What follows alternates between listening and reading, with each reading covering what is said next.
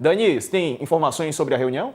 Rubio e Vieira? Tenho, querido. Acabei de enviar, inclusive, uma sugestão de tarja. Boa. Pedi aqui para... Me ausentei rapidinho porque tive retorno.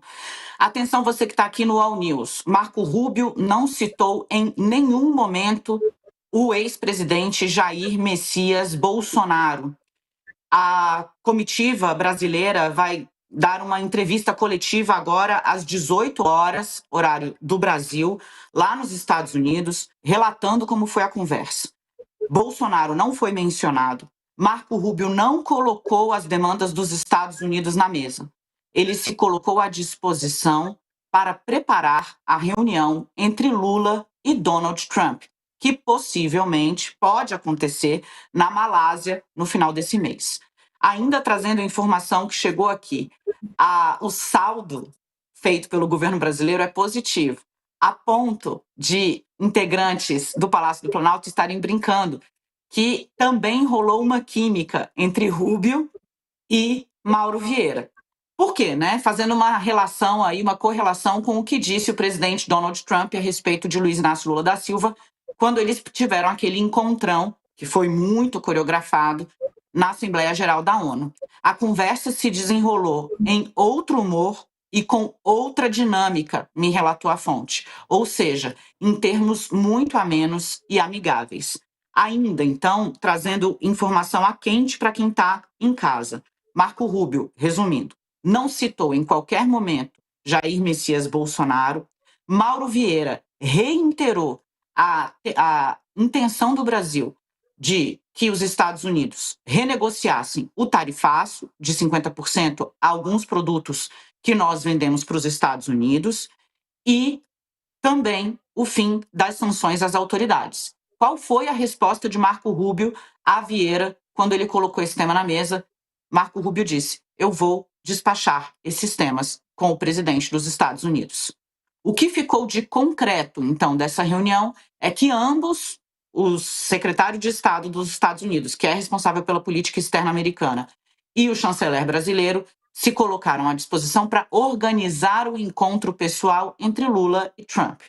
De resposta mesmo às demandas do Brasil, não veio nada ainda. Mas a conversa ter se desenrolado, como desenrolou, e o fato de não ter havido menção, segundo as fontes do Palácio do Planalto, a Jair Messias Bolsonaro, foram celebrados pela delegação brasileira Diego Sarza. Daniela Lima, on fire, modo raiz aqui trazendo as informações no All News. Daniela Lima trazendo informações importantíssimas que o Rubio não citou Bolsonaro e vai preparar a reunião de Lula e Trump.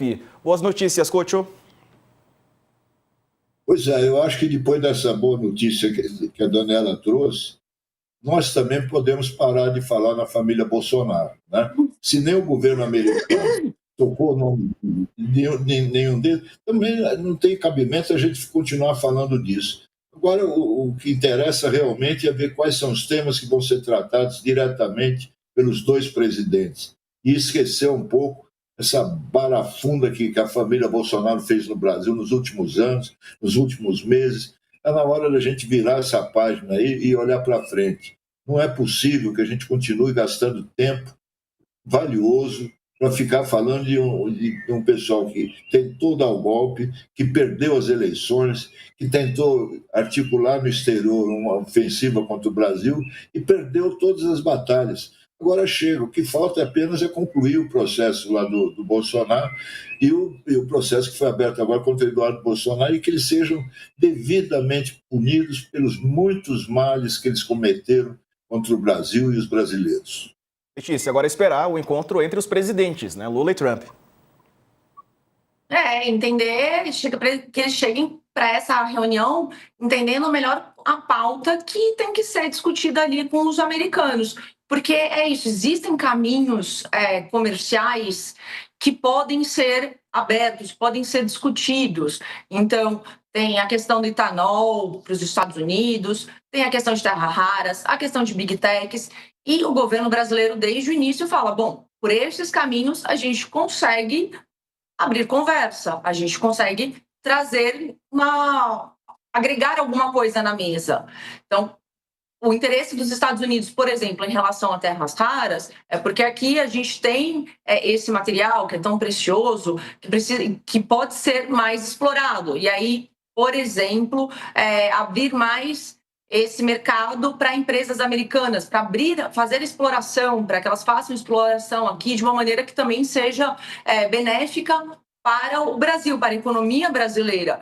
Então, isso é um exemplo do que poderia ser levado para conversar, que o governo brasileiro está disposto a negociar, a tratar, que há espaços. Agora, sobre judiciário, questão de processo em relação a um cidadão brasileiro, aí o governo não tem o que fazer, não cabe ao executivo discutir esse tipo de questão. Isso já foi falado inúmeras vezes desde o início dessa confusão toda com os Estados Unidos. Há caminhos.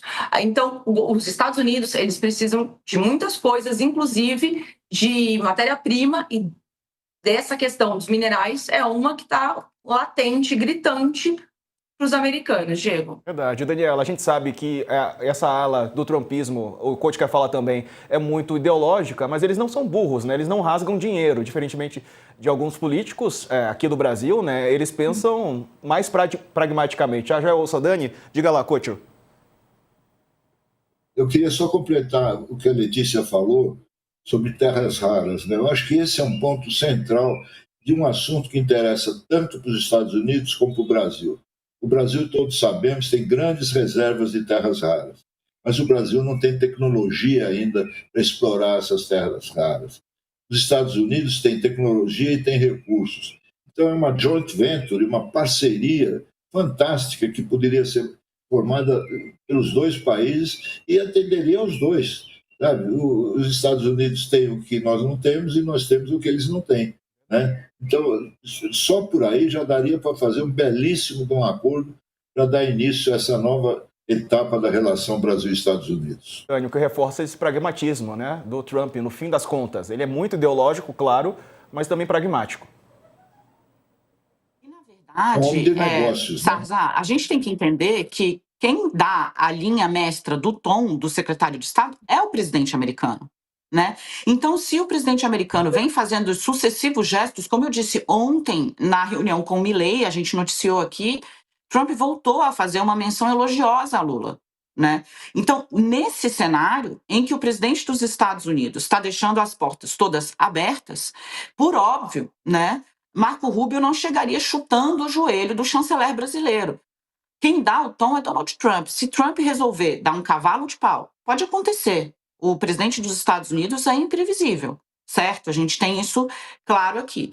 Pode acontecer. Se amanhã o Trump decide dar um cavalo de pau, por óbvio, as conversas retrocedem.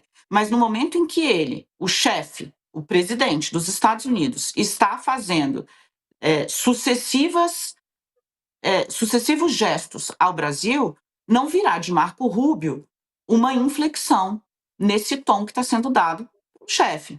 Então, de concreto, a gente tem nada, até porque me parece que a agenda vai ser decidida também por Donald Trump, né?